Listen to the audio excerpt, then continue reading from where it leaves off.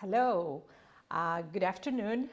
My name is Dr. Asli Hassan. I'm the director of the Center for Teaching and Learning at Khalifa University.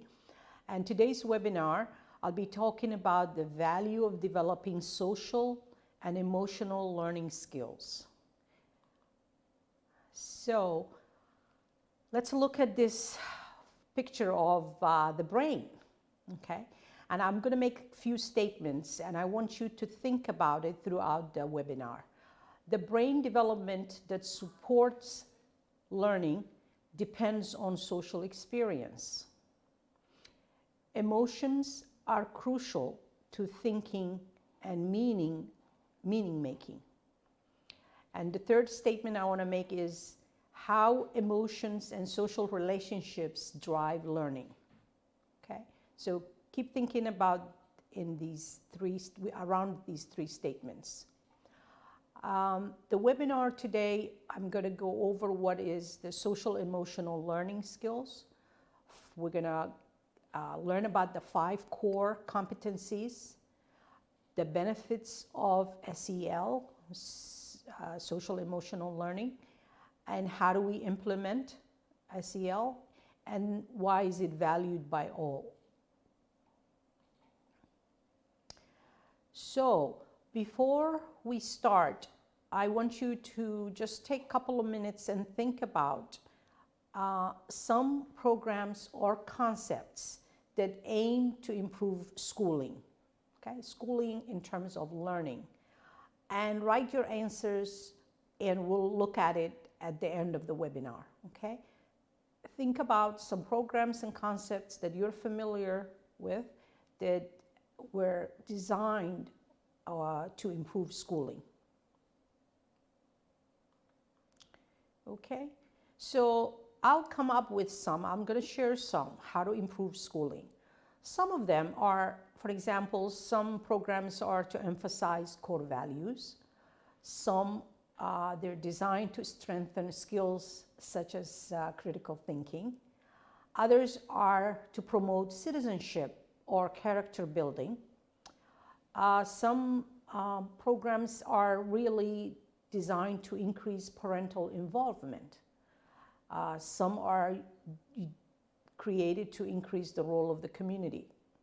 And some are really to warn against the dangers of behaviors that are unacceptable in the community, such as drugs or violence. Okay? So these are some examples. All of these recognize that schools have an essential role in preparing our children. Okay? They are to raise knowledge. They are to make students responsible, first to be knowledgeable, second to be responsible, and third to be caring. Okay? And these are some of the elements that usually schools create, programs that schools create. They have either the underlying reason is to increase knowledge or to make students more responsible and learners, or to teach them how to be caring, okay? But what is missing, all of these efforts, is the really SEL, the social emotional learning skills. Each of these elements can be enhanced by thoughtful, sustained, and systematic attention to children's social and emotional learning. Okay? So that is what is missing usually about most of the programs that have good intentions, but the element of social and emotional learning is missing. So what is it? What is social emotional learning? What is it? It's actually the process through children or adults acquire, effectively apply the knowledge, attitudes, and skills necessary to do these following things: to understand and manage emotions. So we need to learn how to understand our emotions and how to manage it. To establish and achieve positive goals, to feel and show empathy for others, to establish and maintain positive relationships, and to make responsible decisions. All of these you need the skills of social and emotional learning skills, okay, to be able to do all of these necessary steps. There are 5 core competencies in social emotional learning skills. And if you look at them, they can be created in the classroom, enforced, and also practiced in the schools, and then obviously at home, and the communities also will benefit. So they could start in the core, in the center, in the classroom, but then when the child develops, the student develops these core competencies, they would apply it at school, in the classroom, at school, and in the community, and at home. So it's really beneficial throughout the life of the learner. So let's look at them. Okay, so the 5 core competencies, the first one is self-awareness. Okay, this is the ability to accurately recognize one's emotions and thoughts and their influence on behavior. This includes accurately assessing one's strengths and limitations and possessing a well-grounded sense of confidence and optimism. So just developing this self-awareness of who you are, what are your strengths, what are your weaknesses, and have some confidence in that and optimism. Okay. The second one is self-management. And this is the ability to regulate one's emotions, thoughts, behaviors effectively in different situations. This includes managing stress, controlling impulses, motivating oneself, and setting and working towards achieving personal and academic goals. Okay? So within self-management, when we teach our students at the university or the schools, is time management. Well, time management it is really one element of self-management. The third one is social awareness. So first is the self-awareness, but then you have to develop social awareness. The ability to take the perspective of and empathize with others from diverse backgrounds and cultures, to understand social and ethical norms for behavior, and to recognize family, school, and community resources and supports. Okay? So knowing what is available in your community, what is available at your school, the support system that is available at your school, knowing that there are counselors and there are teachers who care about you, and management, and knowing what the community also offers in terms of support. That's the social awareness. The third core competence in social emotional learning is the relationship skills. And this is the ability to establish and maintain healthy and rewarding relationships with diverse individuals and groups. This includes communicating clearly, listening actively, cooperating, resisting inappropriate social pressure, negotiating conflict constructively, and seeking and offering help when needed. Okay, that's the relationship skill. Relationship is really 2 ways. Okay, so you have to give and you have to take. The last core competence of social emotional learning is responsible decision making. And I think our students need to develop this one even as children. They need to learn the ability to make constructive and respectful choices about personal behavior and social interactions based on consideration of ethical standards, safety concerns, social norms, the realistic evaluation of consequences of various actions, and the well-being of self and others. So this is where responsible decision-making comes in play, because you know that if you make wrong decisions that have negative consequences, you actually go through those negative consequences and you take responsibility. So I want you to think about now another opportunity for you to write some of your thoughts. What are some ways to effectively introduce this social emotional learning competencies that I mentioned, the 5 competencies that I mentioned? How can we introduce it in schools as well as at home? And I want you to write it, and we'll look at it later at the end of the webinar. So think about, is it really the responsibility of the teacher only? I don't think so. Do you think it's the responsibility of only the parents? We don't think so. So now it's really the responsibility of all of us, all adults, if we're thinking about children and school. So think about ways to effectively introduce these 5 core competencies: the self-awareness, self-management, social awareness, relationship skills, and responsible decision-making. Okay? And write it down. We'll look later. Okay, so now let me go over to the benefits of SEL. Science links SEL to student gains.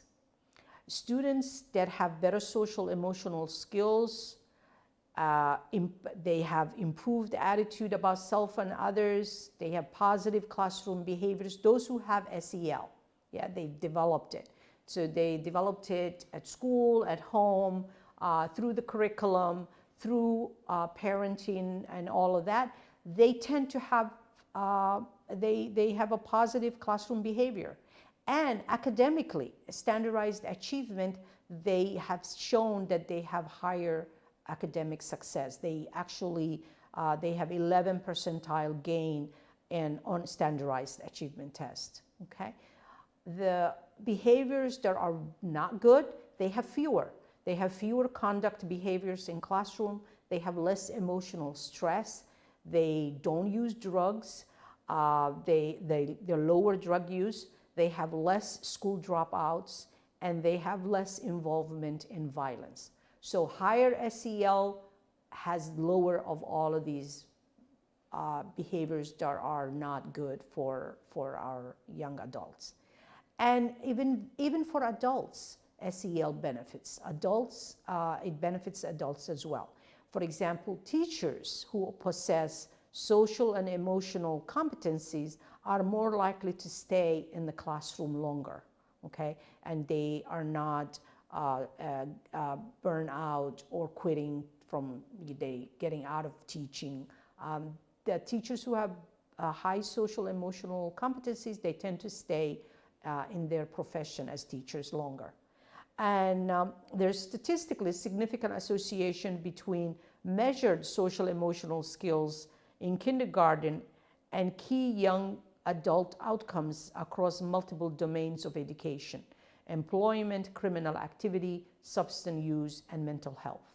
So SEL actually really contributes to all of the successful elements of an individual. Okay, so what are some applications of SEL? It has to be systematic approach. It can be, we can really implement SEL either at home or in the schools overnight, okay? So it's got to be systematic. It has to be gradual. It's a developmental, it's a behavioral practice. So promoting caring and equitable learning environment, employs evidence-based practices, so you have to show it examples, actively involving students in their social and emotional and academic growth, so integrating academic performances with the social and emotional, so students can be healthy emotional and social learning skills. They have healthy. So this is execution. You begin early on at young age, preschools all the way through high school. And it's based on the understanding that the best learning emerges in the context of supportive relationships. Devote an SEL-based curriculum could include classroom interactions and instructions, extracurricular activities, supportive school climates, and involvement in community service. Okay, so these are all of the elements or aspects of the application. The challenge, of course, clarifying the set of educational methods that most contribute to SEL values. It's a little bit challenging, so the schools should have clear understanding on what elements of SEL do we want to incorporate or integrate into our curriculum, because you can't do it in isolation, as we learned it before. Okay, so I have another question that you could post your answers on the page. How can we implement SEL in school curriculum? Okay, and where does it fit well, the social emotional learning skills? Where can we implement within the curriculum, the school curriculum? Okay, and let's look at how educators responded to calls for SEL. Okay, because of the traditional reasoning, when social emotional learning came about, most of the educators have said it's the responsibility of parents. It should be done at school, at home, not at school. There's a learning to be done, but what does this have to do with feelings? Why should we worry about feelings? That was also another response that educators have said about SEL. Other groups have said SEL should be handled intuitively, okay, and it should emerge on its own and not teach it explicitly. Okay, so all of these were reactions to the SEL being brought into the limelight. Okay, so let's keep that. Is it really just the parents' responsibility, or schools have some role? And we have to kind of talk about that. Okay, and how have educators responded to calls for SEL? Okay, so many teachers are naturally, the best teachers usually, they're naturally gifted at promoting the skills, attitudes, and values of competent social and emotional development. Okay, so it comes easier for them. It's easy for most people to recall a teacher who made students feel capable of managing the challenges of learning. Okay, we could all think about it. What was the best teacher you remember? You would always probably relate to something, how they made you feel, rather than what they taught you. Okay, so that itself, has always been there. So with the same structure and attention that we devote to traditional subjects, we could integrate social and emotional skills into the curriculum. Okay, so it is doable, and many universities or schools have devoted that element of the social and emotional learning skills. Okay, so here is the social emotional skills matter beyond the classrooms. Okay, so these competencies, they are more important than all of the institutions attended. Someone attended, degrees they've earned, test scores that they obtained, even technical knowledge gained. Okay, workers who manage their social and emotional interactions with others, as well as their own emotional health, are more effective at improving the bottom line and at making workplace more efficient. So we have seen it through measurable evidence that really these skills matter. And businesses of all sizes have come to realize that productivity depends on a workforce that is socially and emotionally competent. So there's no secret, SEL is necessary. So let's see how it's valued by all. We're going to look at how employers value it, how principals of schools value it, how teachers value it, how parents value it, and how the students, the learners value it. Okay, here I'm showing the World Economic Forum, the top 10 skills identified by the World Economic Forum all involve social and emotional competencies. Okay, if you look at them. problem solving, critical thinking, creativity, people management, coordinating with others, emotional intelligence, judgment and decision making, service orientation, negotiation, and cognitive flexibility. All of them come under the umbrella of social and emotional competence. 92% of surveyed executives say skills such as problem solving and communicating clearly are equally or more important than technical skills. Okay? So obviously we need the technical skills, but communication and problem solving skills are just as important. 65% of surveyed executives say that they would rather colleges build up students' life skills. I think these skills are called, they have different names: soft skills, professional skills, life skills, and we could call them also social and emotional competence. Okay? So executives say we need them, and employers are saying we need them. So let's go to the principles. Social and emotional skills are teachable in a school setting. Actually, research was done and principals agreed that this is, yeah, we could teach them at schools. It is a teachable skill. And they said they were committed to developing students' social and emotional skills in their own schools. Okay, high percentages. Definitely teachable, okay, 74%. Very committed to teaching in their schools, 69%. But fairly committed and fairly teachable, probably teachable, together 99% and 95%. 73% also principals believe students from all types of background would benefit from SEL. So it's not just students, a particular group of type of student that would benefit, but all students would benefit. Like the old times, we would say students that were extroverts or introverts. No, all students would benefit. That's what they believe, these principles. So let's look at the teachers. Teachers, they're very in favor. They're so much in favor. They cite positive effects on SEL. 93% in 2013, they said we want a greater focus on SEL in schools. They believe that workforce readiness would provide them, SEL will provide, life success, attendance in graduation would contribute to them, college preparation, and academic success.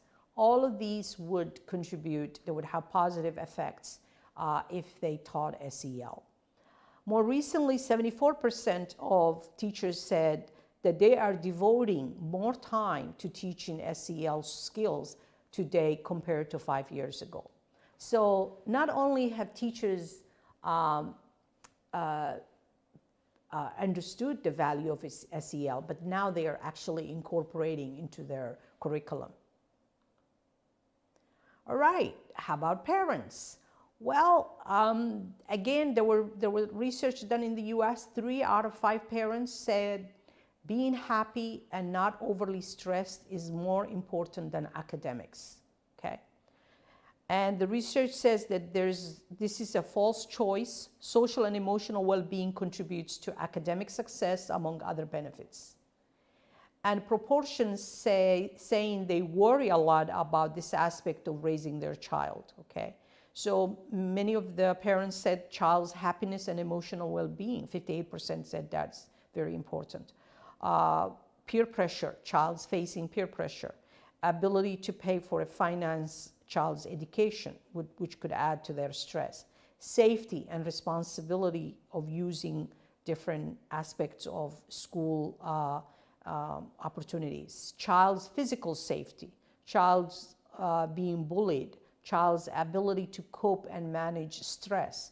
50% of the parents said they value that, okay? So again, so we looked at the employers, we looked at the principals, teachers, and parents. Now let's look at the students.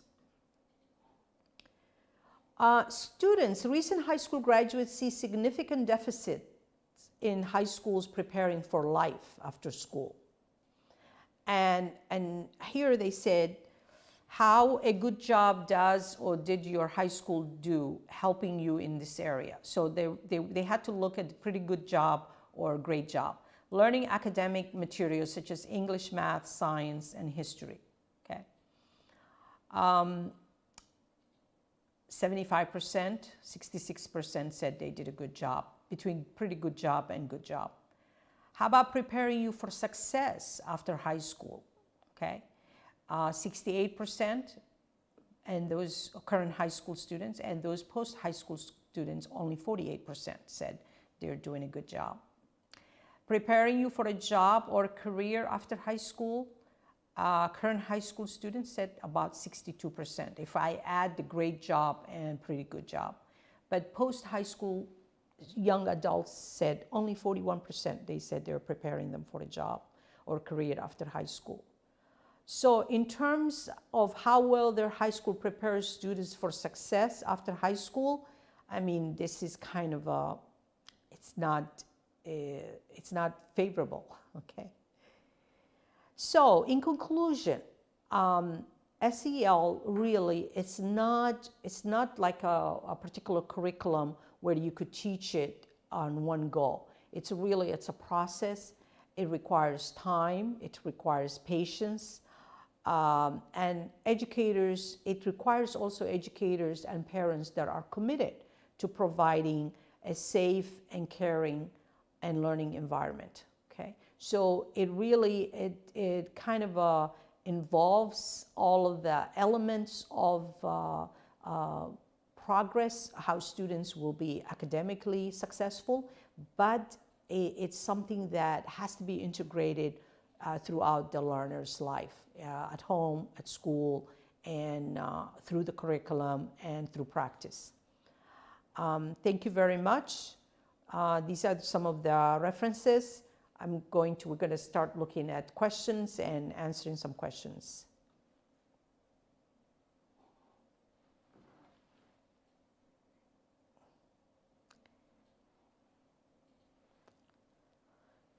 Okay, we have some for school improvement programs in Abu Dhabi. There aren't a lot of programs to improve schooling. I really don't know. There are programs to improve schooling. Okay, maybe, okay, introduce SEL ways. It would be easier to introduce from smaller age to parents, teachers, and also students. Okay, so start with the kids as well as provide them SEL training for parents and for teachers as well. Okay, questions. Now we're going to look at questions. Thank you, those of you who made some comments. And I think the comment about school improving programs, I am sure there are programs that are designed to improve schooling in Abu Dhabi, but we may not know the name of the program, or we may not even realize that that particular program or concept is the intention, the bottom line why they would create it is to improve the school. So sometimes it's just the way they're designed or the way they're framed may not be clear. All right, some of the questions. How can we understand and manage our emotions? Oh, that's a tough question. I am not a psychologist. I'm an educator. It's really a lifelong learning. It's something where we have to develop it. Obviously, if we develop it at an early age, when kids are very young, how to identify their emotions and label it. I'm feeling happy, and they can describe it, and they can give examples on how they feel when they're happy. And that's like understanding your emotions.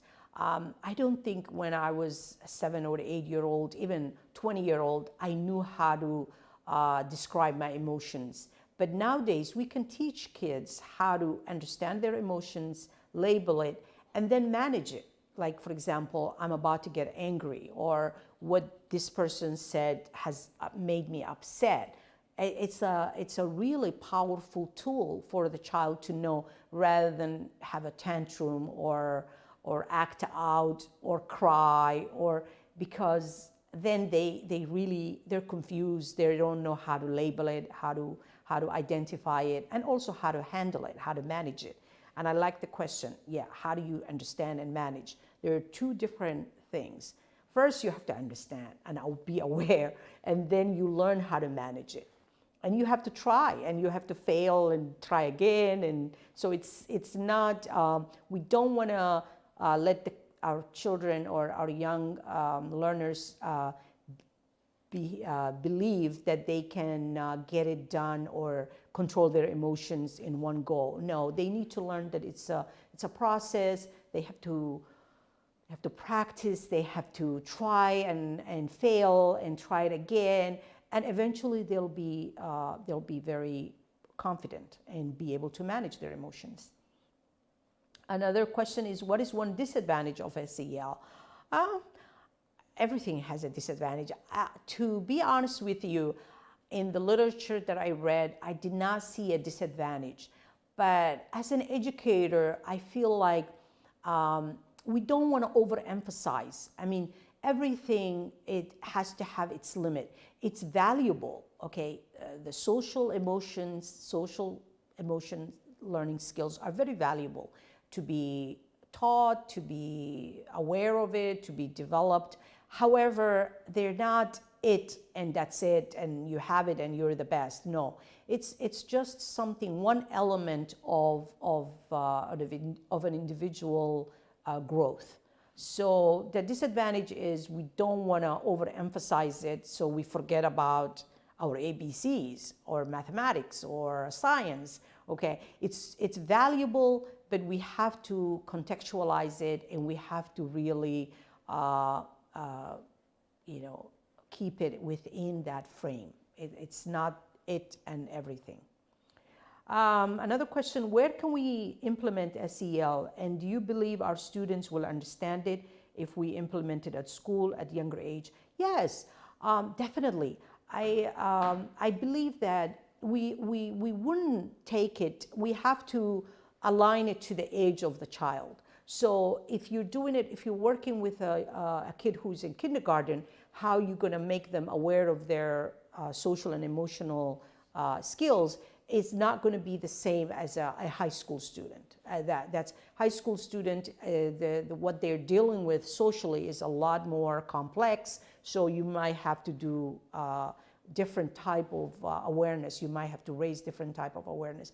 But if for a younger child, yeah, you would do it at their level, but it's just even naming it, the feelings, and knowing the emotions. And even if they, let's say a 5-year-old, I want to go back to little ones, even though I have never taught little ones. If a 5-year-old in a kindergarten has a tantrum, maybe putting them on timeout, learning that there's a consequence of that behavior, and then talking about it. Why was this behavior unacceptable? And they have to really figure it out. Why did you get the consequences that you were put in timeout? So they need to name it, they need to understand it. And if they don't understand, guide them, help them see the connection between the response of their emotions and how they were either punished. I hate to say punished, but there were some consequences that they had to go through. So I think that is the way. I think at home, I'm sure parents are doing it already. That's why the traditional teachers, at the beginning, teachers said, oh no, this is not our job. It should be done at home. Yes, actually parents really do this all the time, but it's not just parents' job. I think now we see it that it's valuable that the schools have also some elements of introducing the social and emotional awareness. So when parents are doing it at home and the school also is reinforcing it, then who's benefiting? The child. The child will be aware of it, that this behavior is unacceptable at school as well as at home. So thank you very much. I do appreciate, and take care.